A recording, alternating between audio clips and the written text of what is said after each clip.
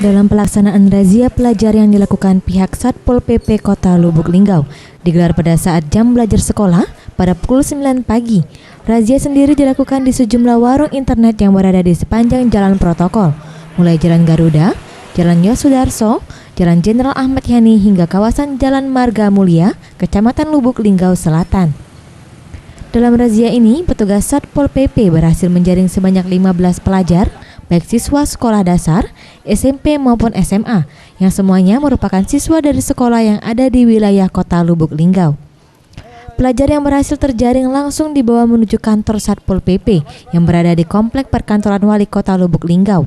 Para pelajar ini dilakukan pendataan dan nantinya akan diserahkan kepada Dinas Pendidikan agar diberikan surat peringatan baik kepada orang tua maupun kepala sekolahnya. Marga Mulia.